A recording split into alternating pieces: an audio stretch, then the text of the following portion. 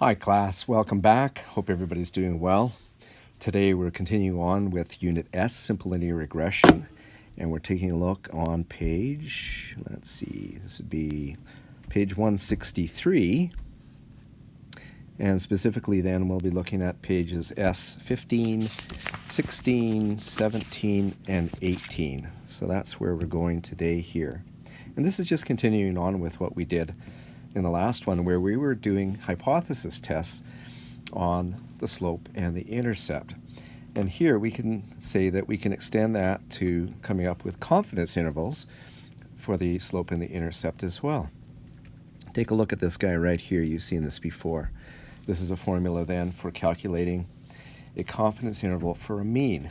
And so you start off here then with a point estimate, an x-bar value in this case, and then plus or minus a standard margin of error, and the margin of error is divided into two parts, and that is a t-statistic, which is based on your level of confidence, and then this is the standard error of the mean, which is s divided by the square root of n, right? So when we take a look then at confidence intervals here for the slope and the intercept, you'll see we've got exactly the same form. So we've got a point estimate, which is the B1, that's the slope of the regression line, the sample regression line, and then we have a confidence interval here. And it's made up of a t-statistic, and it's made up of a standard error of the estimate of the slope, the SB1. The thing to notice here about the t-statistic is notice its degrees of freedom. It's n minus p minus 1, where p stands for the number of x variables. So in a simple linear regression, that's 1. And same sort of thing then for the intercept here. So let's take a look at the push-ups and age example. And we've already calculated all of these values here except for the t value. And so we'll need to do that. But let's take a look at, I'll tell you what, I'm going to divide this in half here, and we'll do the slope over here, and we'll do the intercept over here.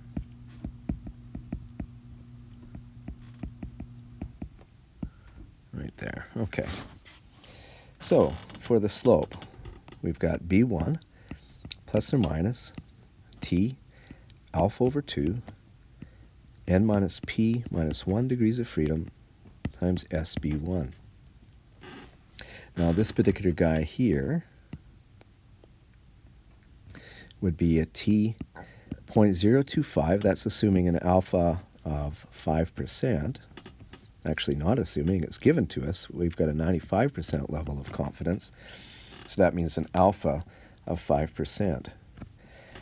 And so splitting that in half, we'd have 0.025, and then we would have 10 degrees of freedom, which of course is 12 minus 1 minus 1. And if we look that up on a table here, we'll get 2.228. You've seen that number before. Let's plug in the other numbers now. And so the B1 value for that particular problem was minus 0.265, and then plus or minus 2.228 times 0.103, which is what we calculated in the last lesson. So that gives us minus 0.265 plus or minus a margin of error of 0.229. And then we can write then a probability statement here for the confidence interval that says that the slope will be anywhere from minus 0.49, we'll just take that to 2 decimal places. Oops, that's B1, or beta 1, and minus 0.04. So that's how we do the confidence interval.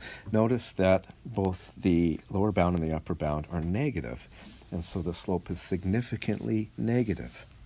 And that's what we found when we went through the regression test. Okay, let's do that now for the intercept here. And so for the intercept, we're going to have B0 plus or minus, same t statistic here, times SB naught. And so that's going to be, this will still be a T.025 10. And so this will be, what was our B naught value? 32.862 plus or minus 2.228 times 4.793. And that gives you 32.862 plus or minus a margin of error of 10.679. And so that's going to be 22.18 as a lower bound and 43.54 as an upper bound. Now that's quite a large margin of error there, 10.679, but that's primarily a function here of n, right? The n was only 12, and so if you took 100 or 200 observations, then that would tighten up quite a bit. So that's how you do it. All right. Pause the video at this point and see if you can do the next one here. I'm going to continue on here as if you have paused it and construct the 95% confidence interval for the house price example. So let's divide this in half again. And I'm going to have the intercept here. No, sorry. Yeah, I did the slope first. Let's do that. All right, so we'll have the slope here, and then the intercept over here.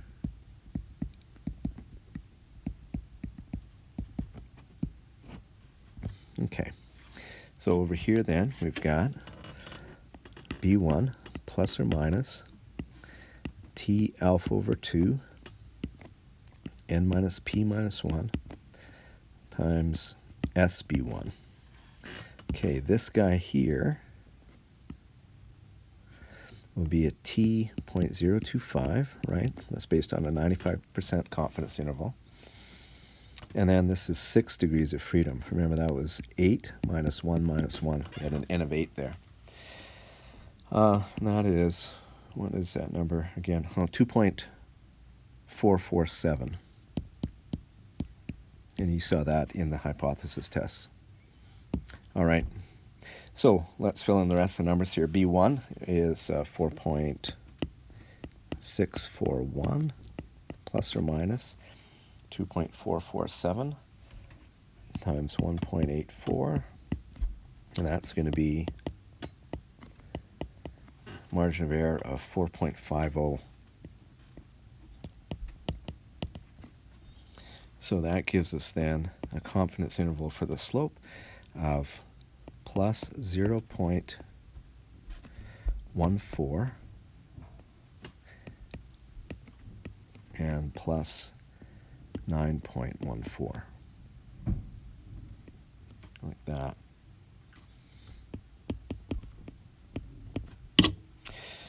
All right, let's do the same then for the intercept here.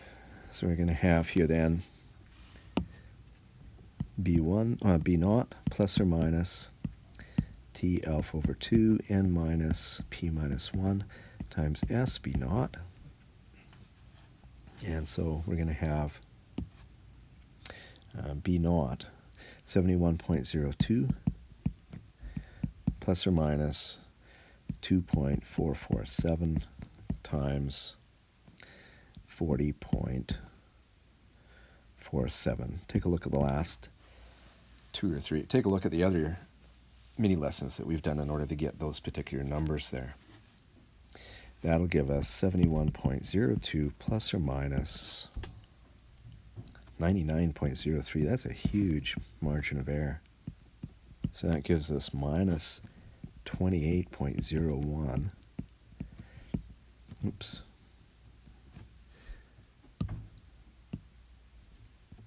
Let's just clean that up a little bit.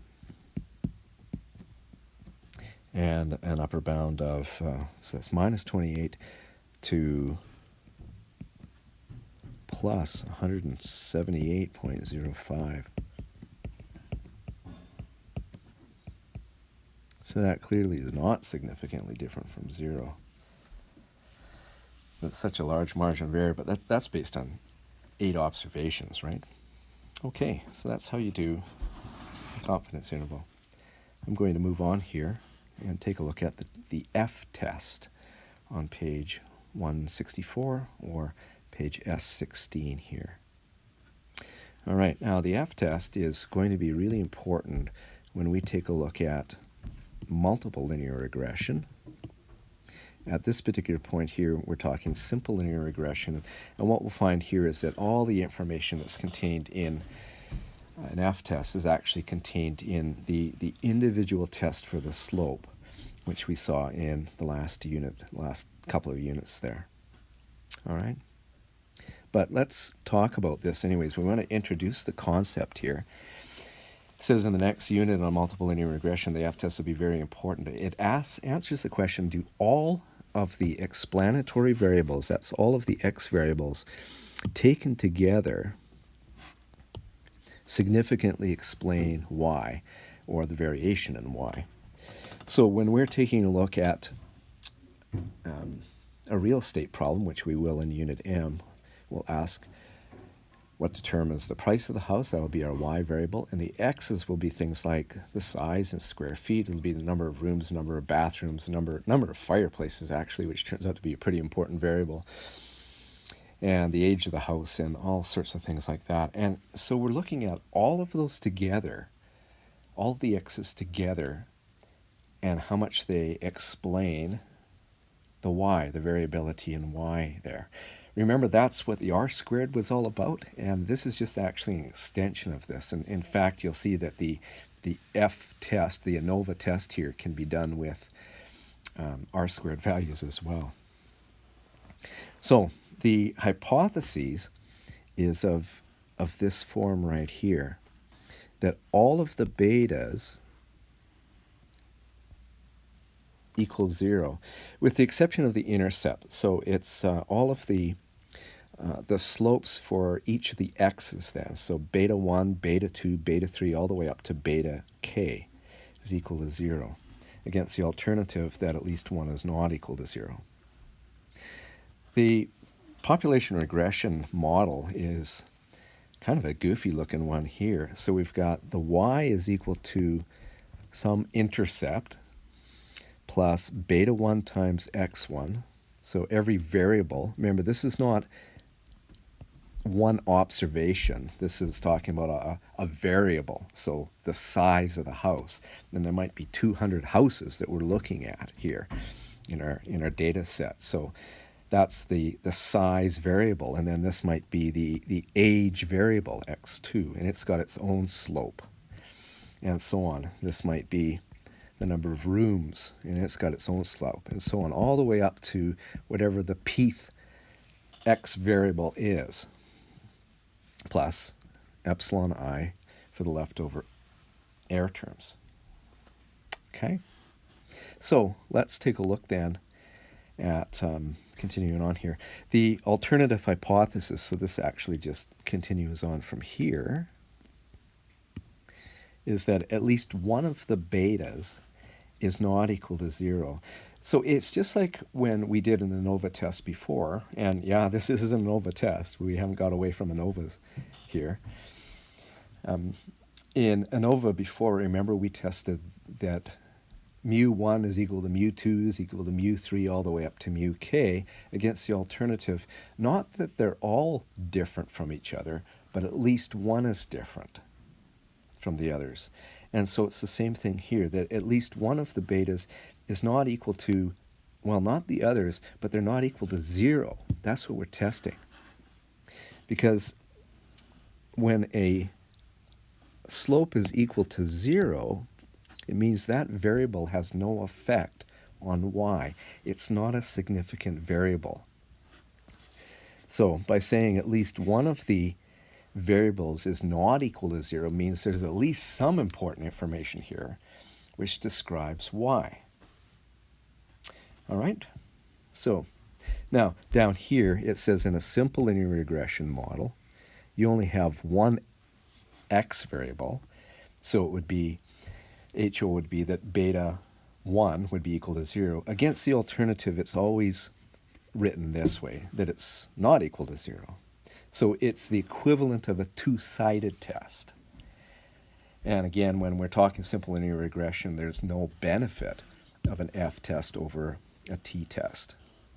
It's really for aggregate tests. But let's continue through here and say the F-test is similar in form to the standard ANOVA. In fact, it is a type of ANOVA here. Whereas in the standard ANOVA that we had in Unit A, we had SSB divided by K minus 1.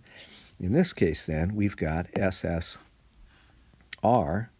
divided by P as the numerator. And then the denominator is what's left over, the SSE divided by its degrees of freedom, which is n minus P minus 1. So think back to what we did before. First of all, in ANOVA, we had SST is the total variation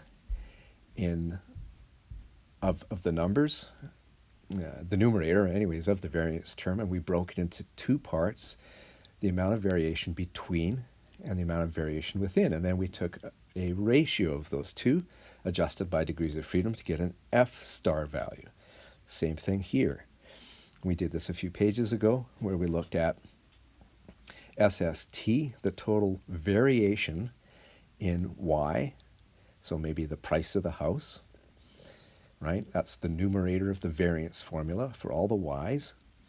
And that SST is broken into two components, the amount of variation, which is caused by the X variable, or more generically, all of the X's put together. So in a simple linear regression model, that might just be the size. And so a lot of the variation in the price of a house is caused because of the size of the house. And then there's leftover stuff, which is the SSE. So we take the ratio of those two, adjusted by their degrees of freedom, and we get an F star value. Now, what's interesting is that we can do this then with R squares as well. Remember that R squared is equal to SSR over SST. So if I could actually rewrite this top one here, that F star is equal to SSR, and then I'm going to divide here by SST, divided by P, and then down here I have SSE divided by SST, so I'm dividing both the numerator and denominator by SST. And all we're saying here is that, well, we recognize this guy here as being R squared, and this would be 1 minus R squared. That didn't come out very well. So this part right here would be 1 minus R squared. So we have this relationship then right here, like that. Okay. By the way, you've seen something really similar to that before. Remember this formula here, back in Unit C? It goes like this, R, go to the square root of n minus 2 over the square root of 1 minus R squared. Well, if we squared that, T star squared, we would end up with R squared times the square root of n minus P minus 1. Remember that in a simple linear regression, it's P is equal to 1, so it would be n minus 2 over, sorry, no square root down there. No square root here either. Let's try that again. N minus P minus 1 over 1 minus R squared. And you can see if we just brought the n minus P minus 1 down here, we'd end up with the same thing because this P is just equal to 1. So in a simple linear regression model, we end up with an interesting relationship here, and that's that the T star value is equal to the F star,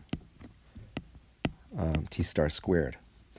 It'd turn out actually that the critical value for a two-sided test squared would be equal to the critical value for an F test, and the p-values would turn out to be the same. So an intimate relationship between an F-test and the R squared values. And we've seen that actually back even in Unit C, where the R is the square root of the R squared. All right, that's some interesting theory, but let's continue on here with the test here. The rejection region is, we're looking at the relationship between SSR and SSE, and it's an upper tail test. Okay, so a low F star value, if SSR is small relative to SSE, adjusted by degrees of freedom here then that would actually support the null hypothesis that most of the variation in Y then is caused by other factors not in the model, not the X's themselves. Remember, the SSR is looking at the amount of variation which is caused by the X's, the aggregate amount of the X's put together, their variation. And so if SSR is very large compared to SSE, adjusted by degrees of freedom, then we would have a very high F star value, meaning that most of the variation in Y is explained by the X's, so that they are significant, put together aggregately, at explaining Y. So it is an upper tail test with the degrees of freedom are P and N minus P minus 1, and so you can always find them right in the formula here. So the degrees of freedom of the numerator, degrees of freedom of the denominator. It was just like that with our ANOVA test back in Unit A, where it was K minus 1 and NT minus K. All right. And then you go through the calculation and the decision rule. So let's do a couple of tests here. So page 18 on, this is page 166 of your manual here. We're going to do an F-test here then for the push-ups age example. All right, so step number 1. That all of the betas are equal to 0, and so in our particular case then, there's only one beta. Remember, we're never talking about the intercept, so that beta 1 is equal to 0, against the alternative that at least one of the betas, in this case that's kind of trivial because there is only one, is not equal to 0. So it's really the equivalent of a two-sided t-test. The F star statistic then is going to be SSR over P divided by SSE over N minus P minus 1. Let's take a look at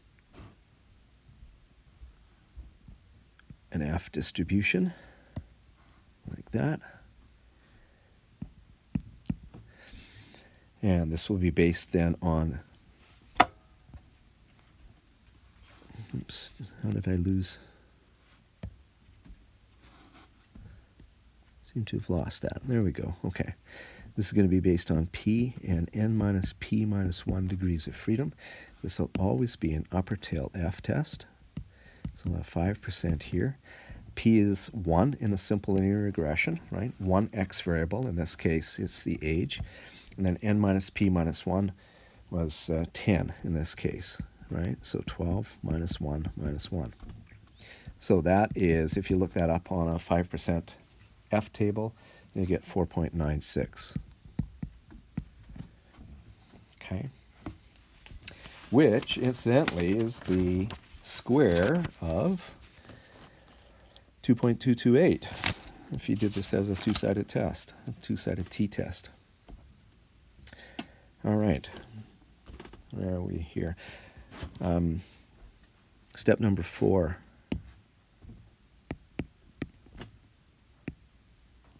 F star is equal to SSR. Remember, we're looking back on page S10 for these numbers. This is where we first saw these, the SS values.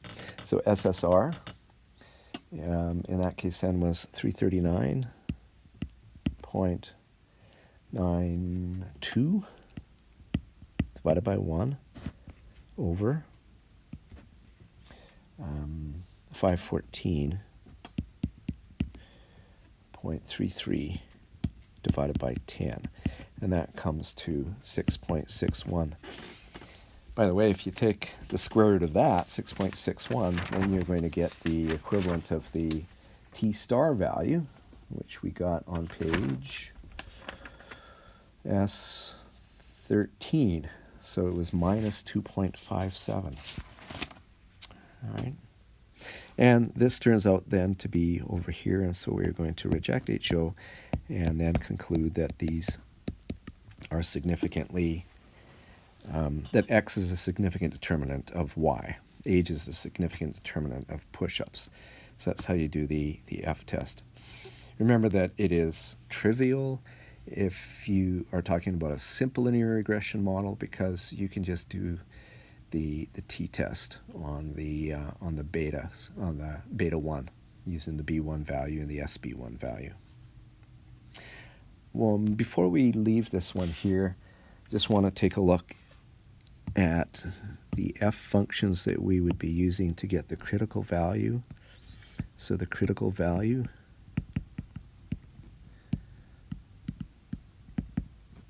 this guy right here, 4.9, looks like this disappeared here, 4.96. That would be an F dot inverse dot right tail, and then 0.05, 110. So this is alpha p n minus p minus 1. And that's where you get the 4.96 from. P-value is going to be equal to f dot dist dot right tail 6.61, right? That's this guy right here, 110. And that turns out to be, looks like 0.28. Oops. 0.028. There we go. So that is less than 5%. It's not writing very well at the edge here. Let me just pull this down here. 0.028. And that's less than an alpha 5%, so you would reject HO. That's how we would do this using a p-value approach. Of course, you wouldn't be able to calculate that by hand. That's an 8, not a 5. Can't get that last little piece in there. You wouldn't be able to calculate that except for by Excel. All right, let's take a look at the bottom of the page here, which is number 11. And this is talking about doing the F-test here then for the house price example. I would suggest that you pause it at this point and try it yourself. And then I will just continue on here as if you have done that. So step number 1. Beta 1. And by the way, what we can usually do down here is instead of putting beta 1, you could put down beta size. And that tells us exactly what variable that you're talking about. So either beta 1 or beta size would be good. When you get into multiple regression, instead of calling them beta 1, beta 2, beta 3, we want to call them beta size, beta age, beta fireplaces, and that kind of thing, because that tells us what variable that we're dealing with. So that's equal to 0 against the alternative that beta 1 or beta size is not equal to 0. All right, this is beta 1. The F statistic is SSR over P divided by SSE over N minus P minus 1. Critical value here is, this is an F with P is equal to 1, X variable, size, and then 6 degrees of freedom, 8 minus 1 minus 1. And this is always upper tail F. So that is a, what do we got, 5.99. And you could use an F inverse right tail for that. if this were Excel. All right. So there's your critical region. And let's continue on here then. F star is equal to SSR, and this was from page S10. F star is equal to, yeah, those are big numbers, 9733.79 over 1 divided by 9215.71. Whoops. Sometimes the zoom goes kind of crazy here. Eee, what happened?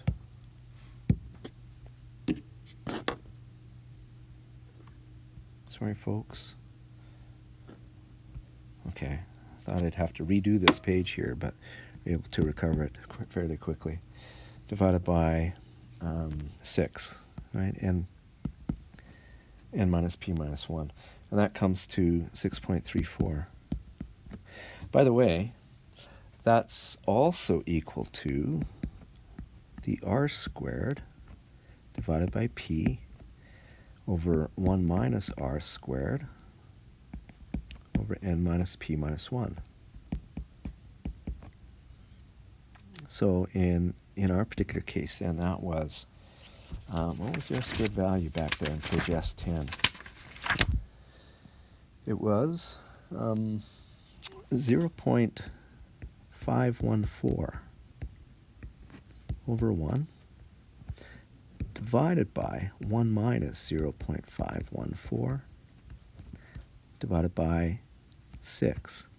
And you'll end up with the same thing right there. So you could use r squared values there. Regardless, this of course falls in the rejection region, so we would reject HO